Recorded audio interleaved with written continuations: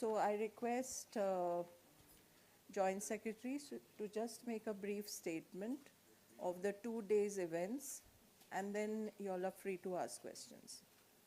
Okay, let me catch a breath. Yeah. Okay. You could have some water. No, that's fine. Should we ask for a cup of tea? No, it's fine. Thank you, and sorry about the delay because the meeting got extended. And once again, happy to brief you all.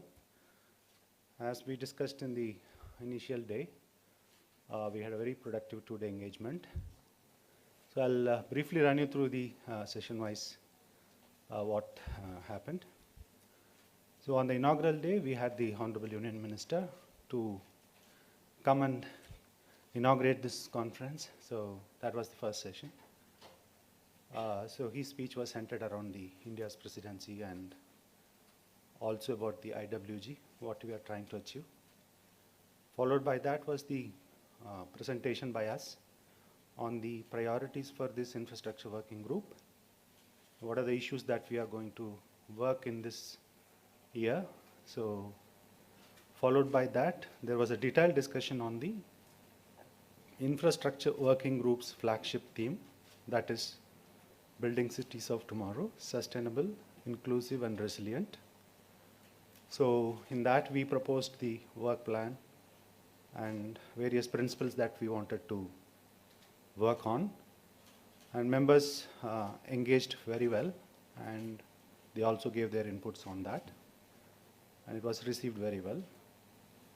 And followed by that, we had various sessions, and in the afternoon we went to Pune University, where the workshop was organized by the Asian Development Bank.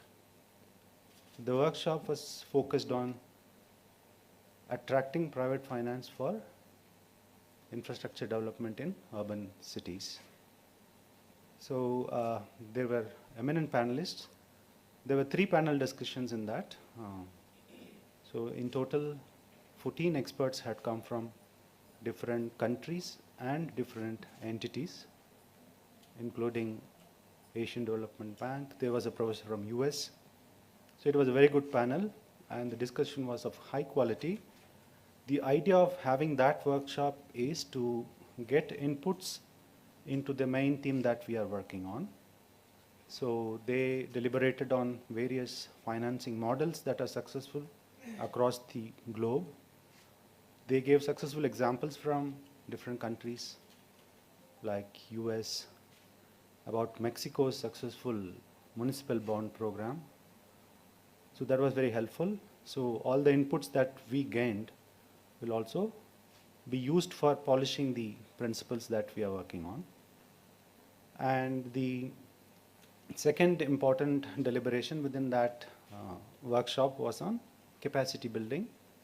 That is how the urban and the municipal government employees or the various stakeholders in that ecosystem and their capacity building for attracting finance, especially the private sector finance. So that was the main theme there. That was followed up by a cultural program there for about 30 minutes. It was a medley comprising of Shiv Vantana, all the traditional Maratha historical folklore, and then the it's a mix of everything.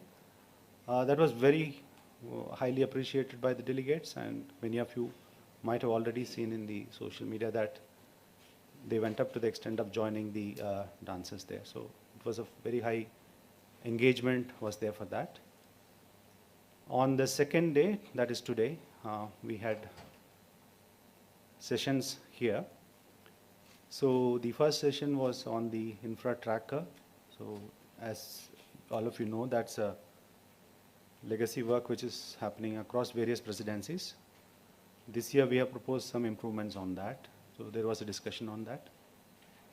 And then there was another major thing that is discussed on the capacity building itself, where Asian Development Bank is developing a framework for giving training and various capacity building measures for the urban administration.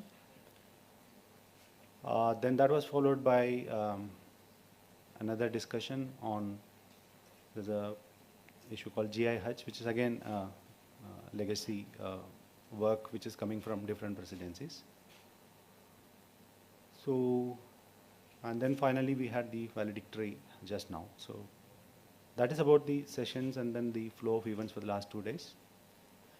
And as I said in the beginning, there was large participation in fact. So we had 64 delegates from 18 member countries physically present, and there are representatives from 8 guest countries and 8 international organizations who took active participation and shared their inputs and suggestions. It was an engaging 2-day event, and we hope that the next meeting, which is scheduled in March, all these inputs will be processed, and we will be delivering actually the draft versions of whatever we intend to do. So apart from this, the delegates appreciated the Indian hospitality right from welcome at the airport, and they are in fact highly appreciative of Punekars' welcome that they got, and they highly appreciated the beauty of the city and how clean it is. So I would stop here and look forward to discussing it. So, myself, Aman from ANI. You spoke about the priority of IWG was discussed in the meeting. If you could put some light on that priority part. Okay, I would not be able to share the finer details of what we deliberated. So as I said, the major theme that we have discussed is what we have taken. So within that, there are 5 key things which we are working on. One is how do we make the cities sustainable, second resilient, third inclusive, fourth one is the financing needs of the cities and how do we attract more funding to support these infrastructures.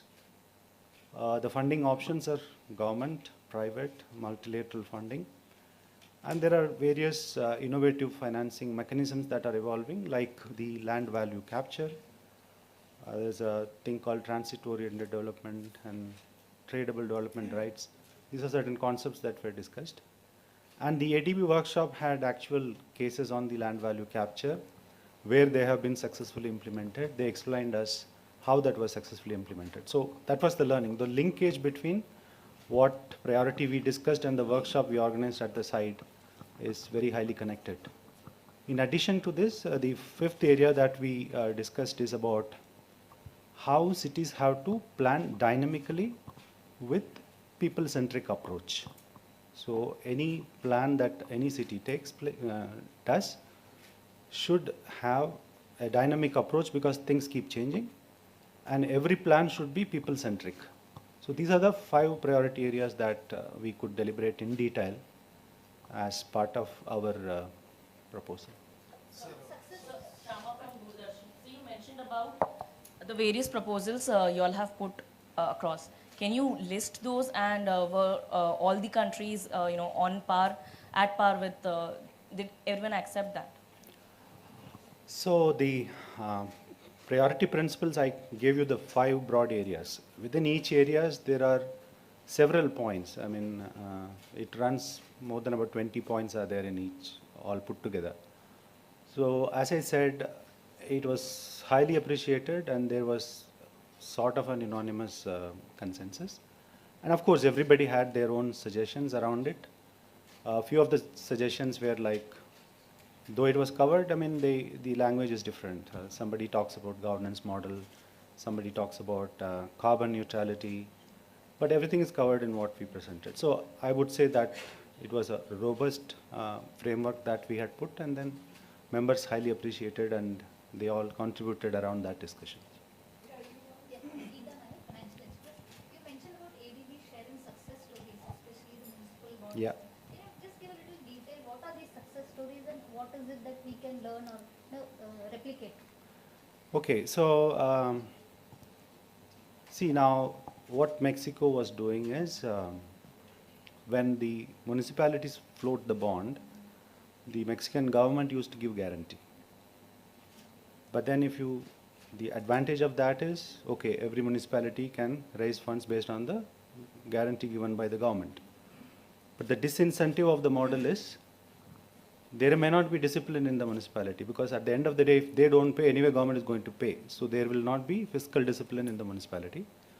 So to avoid this, they came out with a different set of idea, which is known as municipal finance trust model. So instead of the government giving a guarantee, they created a trust, and then the trust gets into the guarantee. So it is like the trust, the municipality and the banker. So it is like a tripartite thing that works. So it became a very successful model, and small, medium, all kinds of municipalities in Mexico were able to use and leverage this mechanism and raise bonds. And they were telling that it's a very disciplined way of organizing things. So that was really impressive, because India is just, the municipal bond is just getting started. So it was helpful. Sir, Dheeraj here from Hindustan Times. Here, sir. Yeah. So during the meet, Pune Municipal Corporation also gave some presentation to the delegates. So how was the response to that, and anything going forward in that case, sir? No. Actually, Pune Municipal Corporation was not part of the G20 deliberations. Okay, they had organized a stall as part of the exhibition area, where they have showcased the projects that they did. So delegates, when they are free during their breaks, they are able to go and see what is presented there. So Pune Municipal Corporation is not part of the G20 deliberations. Hi, Sheila Aditya from the Times of India. Like you briefly touched about municipal bonds, and like you mentioned, it's in its nascency in India, and the fact that only around 6,000 crores has been raised by municipal bonds in Pune, Surat, everywhere. Yeah. So the capacity building part, like what do urban local bodies in India need to do? The Mexico model may not be able to be replicated in India, or like other models. So what do ULB need to do, like to be financially solvent enough to attract enough buyers for municipal bonds? It's a very good question. Actually, the first thing any lender would ask is your ability to repay. Suppose we lend money to somebody, what do we look at? Whether that person will repay or not. Similarly, the first thing that any lender would look at is whether the municipal body has a capacity to repay. That means every municipal body, or any entity for that matter, whoever wants to raise debt, has to demonstrate that, yes, I have enough income source. This is my income source from which I can service your debt. That is number one. Number two, to do that as a overall entity, I should show at least some operational surpluses. So my revenue streams minus my expenditure, I should be able to demonstrate that, yes, I do have surplus from which I can service this. So when you have a documentation to show all this, then comes the next stage. You have to call a third party who can assess this and say like, okay, your credit worthiness is certified. So the next thing is actually what is known as credit rating. So when we get credit rating, so currently if anybody gets A rated, so they are able to access the municipal bond. So the challenge here is, even the accounting systems in several of the ULBs are not, what I would say, it's not double entry based accrual accounting. Some of them are still in the legacy system. So recently, Department of Economic Affairs, about 3-4 months back, had a very huge workshop in Delhi, where the credit enhancement was a major theme. What is meant by credit enhancement is this. So you make the ULBs prepare themselves, because it's not going to happen over a week or a month. At least it's 1 year, 1.5 year process to set your books in order, and then you move to the system which the market wants you to actually follow as per the conventions. So once you do that, then you can go into them. So we are working on this, and DA already had this, and out of that workshop, I think our people have identified 35 municipalities across the country who have good credit rating who can actually go to the market. So our next action plan would be to enable them to go there. So there is an action plan on that. You are right, so it's a long-term process, but these are the steps involved in that. Yeah, good evening. I'm Pratibha Chandran from Sahara Samay. Hi, sir. Yeah, I'm yeah, here. Yeah.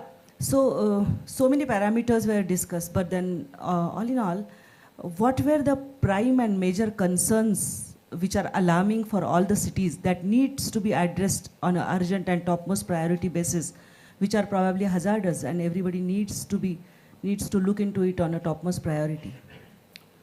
So I think one theme that came was the pace of urbanization is very rapid, and everybody is going to look at the climate change and the reduction of carbon emission or carbon footprint, and moving to net zero was a major theme around which many of the discussions were. Anyway, we had factored it in our sustainability angle, so that's pretty much the major theme. Sir Kiran Shinde from Lokmat कल मंत्री नारायण राणे ने बताया था कि मंदी आएगी, slowdown आएगा, तो उसके ऊपर कुछ बातचीत हुई क्या? सही लाने के लिए क्या कर सकते हैं इस तरफ? Sorry, that was not part of the agenda. So agenda was on the urban, how do we build resilient cities. So that was not discussed, yeah. Sir नमस्कार, मैं Brijmohan Patil sir. Yes. You have just mentioned in your speech now how to develop the city as a people-centric approach. So in this, at the conclusion, in India, which cities are identified for this, particularly for people-centric approach? See, now as I told in the first day also, this is not going to be city-specific or country-specific. The entire deliberations include cities that are small, medium, large, and if you take the income category, it will be high income, middle income, and low income. So it is going to be a broad, generic, directional guideline that we will evolve.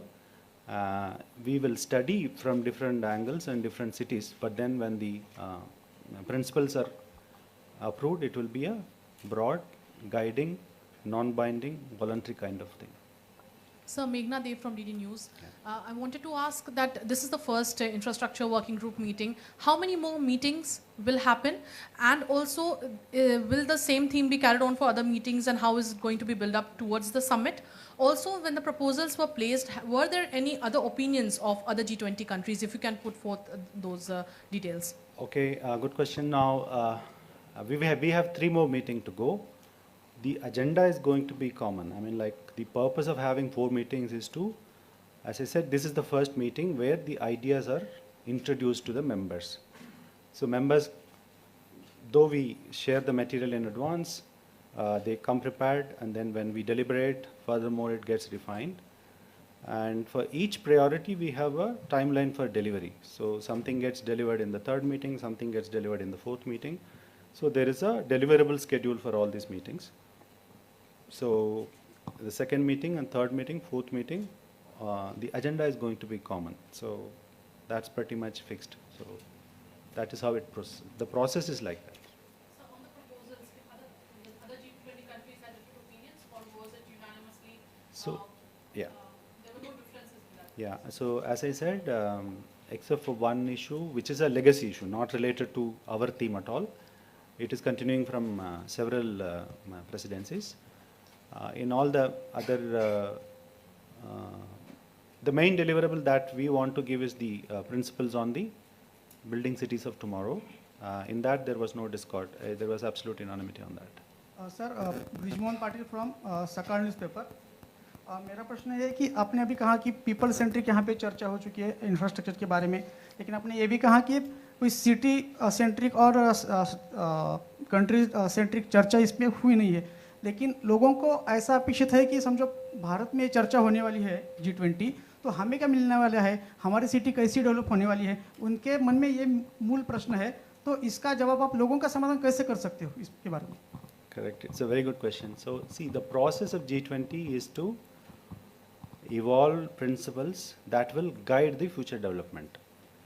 The purpose of bringing all these countries, along with these 8 to 10 international organizations who actively fund these projects, Now, everybody is on board when we evolve this consensus process. Suppose we come out with some principle and tomorrow any of the other country or other multilateral agency does not buy that, then even our projects will not get funded, right? So you cannot ask, okay, what will city X get or Y get? But the advantage is bringing all the countries and the multilateral agencies into one forum, so that when the principles are evolved, already we have got consensus on that. So in future, getting funding, getting projects financed becomes easier. So that is the great advantage. What was during bankers' presentation? Asian Bank. Okay. They all are partnering in different areas. As I said, Asian Development Bank was the main partner in the workshop that they organized. That means they brought all the speakers from across the world and they were the lead partners on that.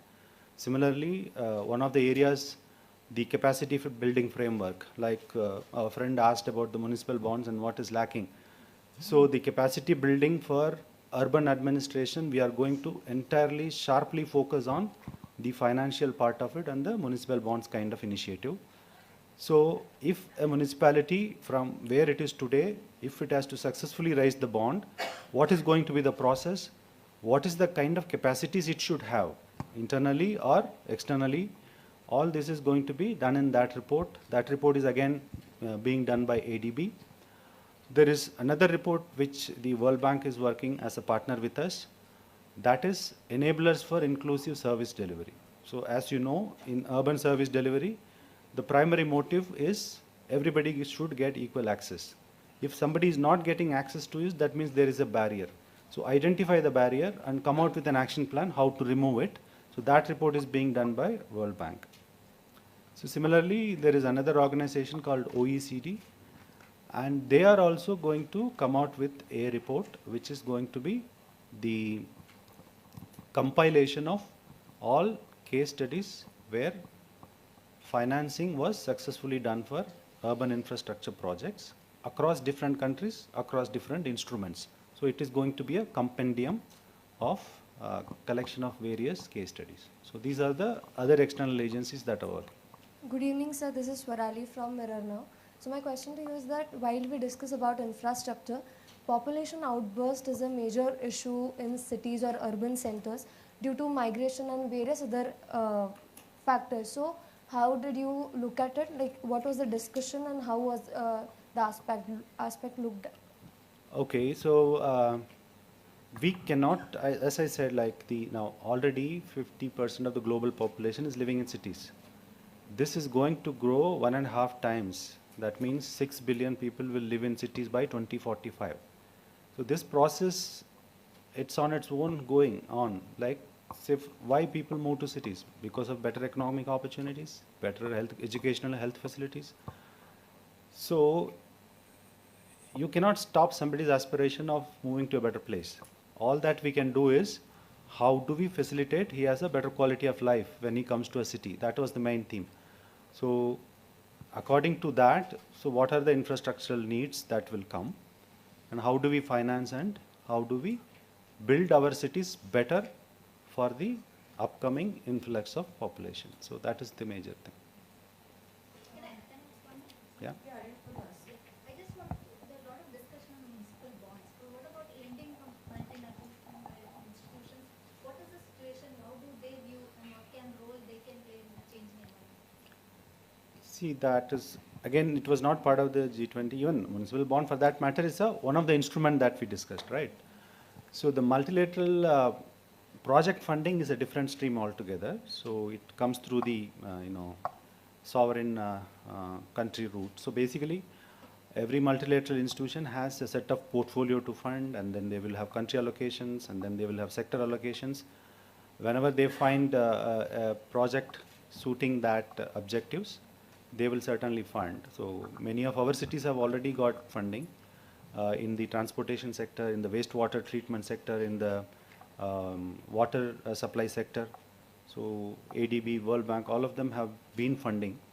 So that's a different stream altogether. But then that is one of the source. So one of the points was also on how to increase the role of MDBs in the urban sector project financing. I'm Chaitrali Zamdorkar. I work for Maharashtra Times. You have mentioned about 5 key points. So, are they based on SDGs, what we have accepted? And second, is there any specific relation with green funds or related to natural disaster? No, actually, out of these 5 priorities that we discussed, our first priority is what Indian presidency under infrastructure working group is sponsoring. That is building cities of tomorrow.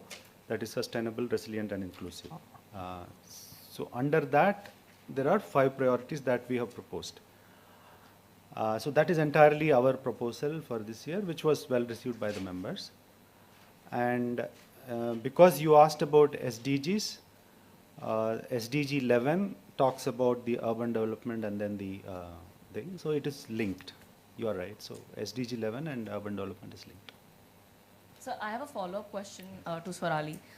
You said we can't stop people from migrating, but definitely we can give them a better choice in the rural areas as well, because there also infrastructure projects can come up. Were there discussions around this? Because we spoke to the co-chair Australia. He did mention, we can give them choices to stay at a place where they were, born and brought up, and we can give them a better lifestyle there. Yeah, so one of the concern is when you talk about urban development, city periphery, and then the rural area. So it's like if you look at as a continuum, you can always plan for all the 3. But then we have limited resources within which we need to deliver services. So it is always like the cost benefit analysis which will drive. So essentially, if you look at that from that perspective, the immediate priority and pressing need would be to tackle this. Obviously, there are social services which always have to be delivered in the rural areas, be it health or education, even water. So I'm not saying that one will be at the compromise of others. So always it's a balancing act. So depending on the situation and the resources, we always do that.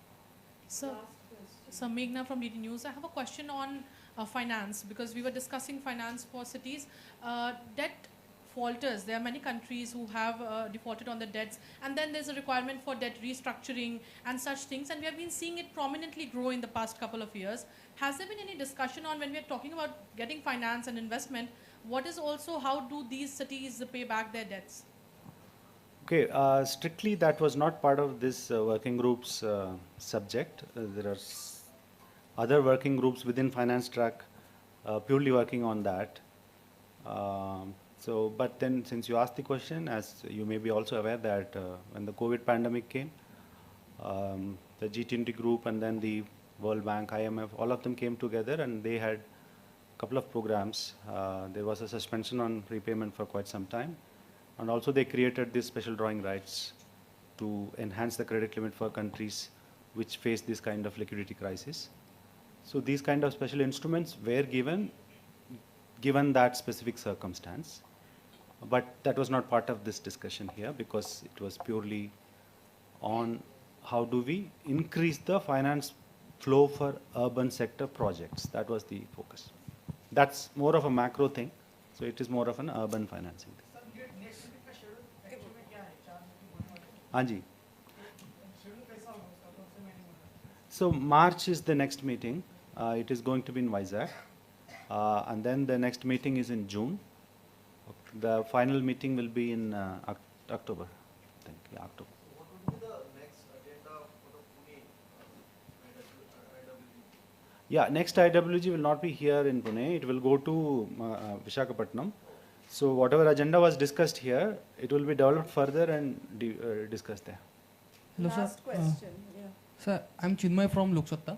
So you mentioned about capacity building of urban administrations. So there is a difference between Indian cities administration and other member cities. So what is the plan for capacity building were discussed in this?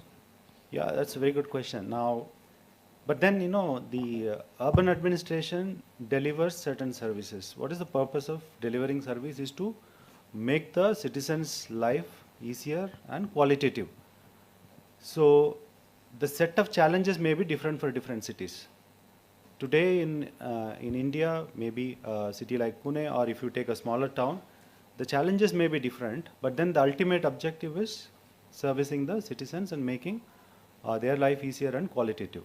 Similarly, cities in the developed countries also face issues. Say, for example, somebody will have a climate-related issue. There is sea level rise. There is some other cities facing air pollution. Some other cities facing water issue. Some other city in US will face wildfires, forest fire related issue. You must have seen in news. There are certain cities which have never in the past faced issues like day zero event. What is day zero event? Suppose a city has drinking water supply, a reservoir. They will always have a reserve for 2, 3 days, 3 months, 4 months. But in the recent past, you must have seen in news that certain cities came as close as to 5 days stock of water. So these are all new challenges for everybody. So their capacity to tackle these situations also needs to be built. And now we talk about circular economy. That means recycling, how to minimize the pressure on natural resources. This is also a new area for them. So they have to also learn this. So the capacity building is not that only the municipal administration in a smaller town or a medium town or a developing country town faces. Everybody faces these challenges. So the idea that we wanted to work on is identify these challenges and give a set of framework for everybody. Okay, thank you very much, Joint Secretary, on behalf of all the journalists from Pune, and we wish you all the best for your future meetings. Thank you, and once again my apologies for being late because the meeting stretched beyond the schedule. Thank you so much.